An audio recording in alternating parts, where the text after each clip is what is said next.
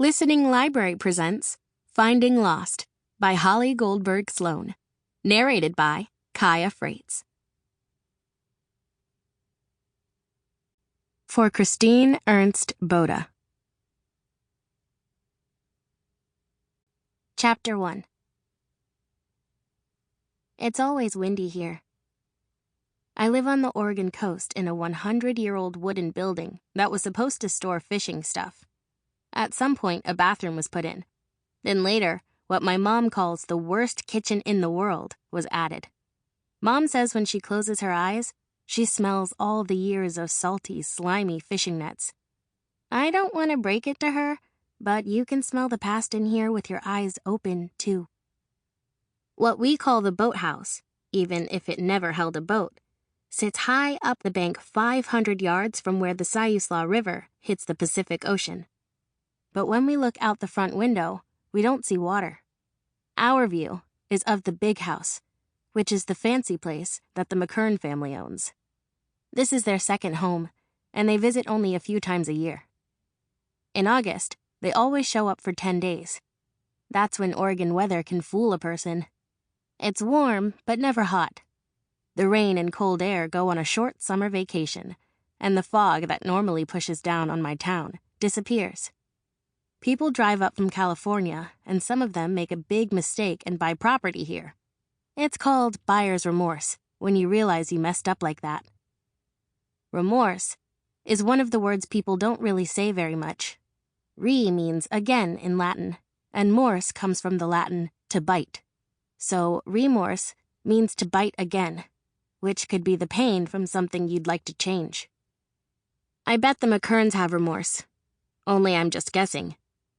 Mom says we should be grateful that there are people who make popular video games in California and get fooled into thinking a big house on the Oregon coast in the small town of Florence is something they want to own, because it means that we can live at their place.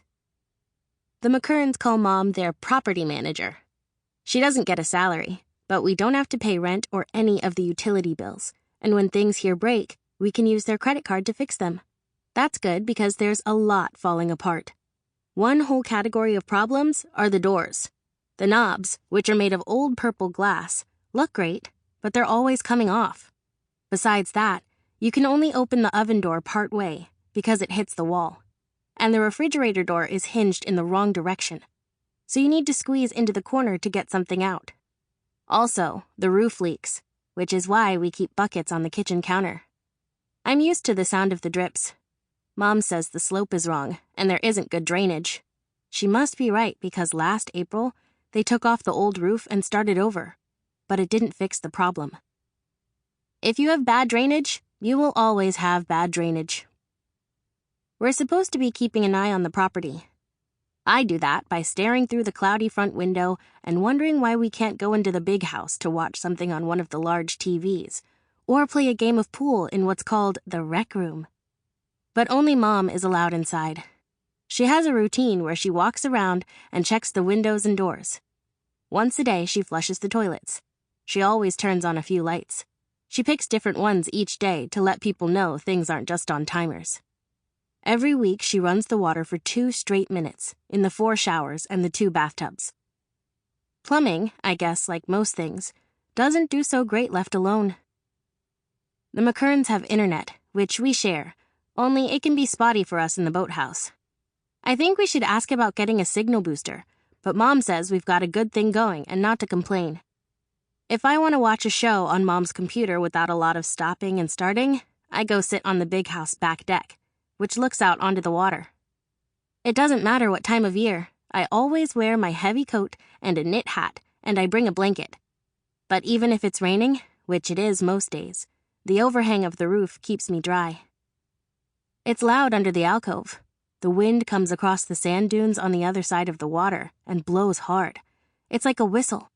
And there's also the roaring sound of the river and the crashing of the ocean waves. The noise of rain hitting the deck of the big house blends into the drops pinging on the Siuslaw. A drizzle on water can be louder than heavy rainfall, which doesn't seem right, but has something to do with bubbles that break on the river's surface from the smaller drops. I'm not any kind of scientist, but I pay attention to things. We didn't always live here. 2 years and 4 months ago, we were renting a house on Buckskin Bob Road, which sounds like a joke, but was the name of my old street. It was in Dune City, just south of Florence. We were only 2 blocks from Siltcoos Lake. Our house was light yellow with blue trim, and our roof didn't leak. The rental had 3 bedrooms, and there was a fenced-in backyard, which was to keep out the deer. There was old wall-to-wall carpeting that felt soft on my bare feet. We had a washer and dryer in the garage, and an island in the kitchen. Mom says she never thought a kitchen island was important until we didn't have one. 2 years and 4.5 months ago, my little brother Gino and I also had a dad. But on April 4, very early in the morning, there was the accident, which is what we call what happened. If Dad hadn't been on his boat in the dark pulling up crab pots, he wouldn't have hit the sandbar, which cracked the hull of the boat, and the sneaker wave wouldn't have knocked him into the freezing water. And everything in the world would be different. My dad was a commercial crab fisherman, which is why his hands had a lot of calluses. He grew up in this part of Oregon, and he was carrying on his family's tradition, even though his parents had moved away. Dad's mother and father got divorced when he was little, and his mom moved to Alaska after he finished high school. He was an only child. Pop, my grandfather, turned the crabbing business over to Dad once he thought he was ready.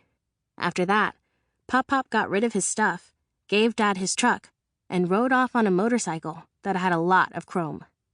I was little and didn't understand. I guess I still don't.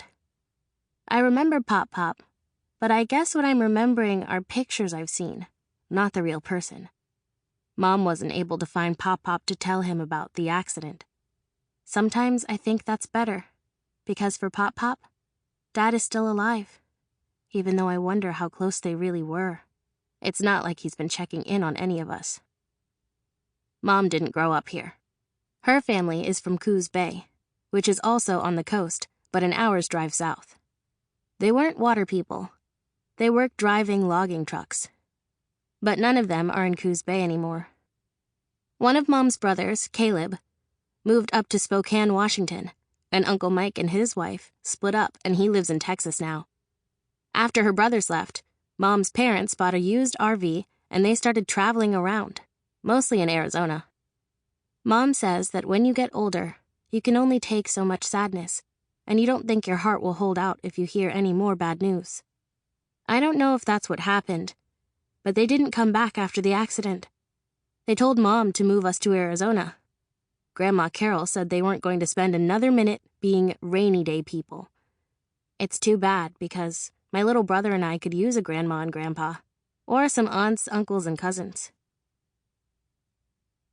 After the accident, we put Dad's ashes in the Siuslaw River under the bridge. Gino thinks this means most of him settled down into the sandy bottom, but I watched the gray powder float away on top of the water. I think it washed straight out into the ocean, because he would have wanted that. My father used to say I was a daughter of the sea. He meant it in a good way, because he loved the ocean, and he was hoping he'd pass that feeling down to me. Only I don't love the sea. I used to be okay with it, but since the accident, I'm afraid of the waves. My little brother Gino likes to throw sticks into the river and watch them get swept away. I wonder if he's thinking about Dad, but I never ask. Gino is more than 4 years younger than me, and he doesn't have red hair like I do, or gray eyes. When someone is talking about him, they usually say, "Gino is the sweetest boy." I would find this super annoying, except it's true. He is sweet. And I guess either you're born that way or you're not. Gino's real name is Genesis, which is a brand of car, and an old rock band, and a famous religious writing. It's also a healthcare system, a chain of gyms, and a company that makes loudspeakers. We call him Gino because it's less confusing, but we're not Italian. I'm lucky that my name doesn't have that kind of history. I've never heard of anyone with the name Cordy, so I have to repeat it a bunch of times when I first meet someone. My actual name is Cordelia, but no one on the planet has ever called me that. I like my name. even... Sample complete. Ready to continue?